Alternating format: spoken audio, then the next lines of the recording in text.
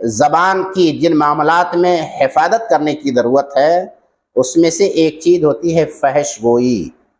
آدمی زبان سے بے شرمی کی بات نہ نکالے، ایسے جملے زبان سے نہ نکالے جو حیا کے منافی ہو، ایسے جملے زبان سے نہ نکالے جو دوسرے لوگوں کو ناگوار گزرتا ہو کہ شریف آدمی ایسی مجلسوں میں نہ بیٹھ سکے۔ ایسی تمام چیزوں کو فحش گوئی سے تعبیر کیا جاتا ہے۔ نبی اکرم صلی اللہ علیہ وسلم کی صفات میں سے ہے لم یکن فحاشا ولا متفحشا، آپ صلی اللہ علیہ وسلم فحش گو نہیں تھے، یہ آپ کی بنیادی صفات میں سے ہے۔ اور فرمایا سباب المسلم فسوق وقتالہ کفر، مسلمان کو گالی دینا بھی یہ فحش کا حصہ ہے۔ مسلمان کو گالی دینا فسق ہے، اللہ رسول کی نافرمانی ہے، وقتالہ کفر، اور اس کو قتل کرنا یہ کفر ہے، اللہ کا انکار ہے۔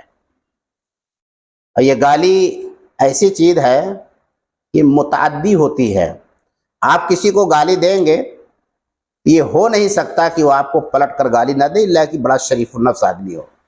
اسی لیے نبی اکرم صلی اللہ علیہ وسلم نے فرمایا وَمِنَ الْكَبَائِرِ أَن يَسُبَّ الرَّجُلُ أَبَاهُ، کبیرہ گناہوں میں سے یہ ہے کہ آدمی اپنے والدین کو، اپنے باپ کو گالی دے۔ صحابہ نے کہا اللہ کے نبی صلی اللہ علیہ وسلم وَهَلْ يَشْتَمُ الرَّجُلُ أَبَاهُ، آدمی اتنا نیچے گر جائے گا، اتنا خراب پوزیشن پہ پہنچ جائے گا کہ وہ اپنے ماں باپ کو گالی دے۔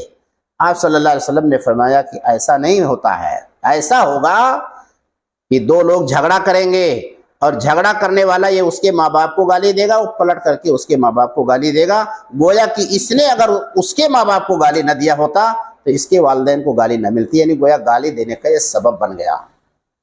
تو زبان کی جن معاملوں میں حفاظت کرنے کی ضرورت ہے اس میں ایک فحش گوئی بھی ہے۔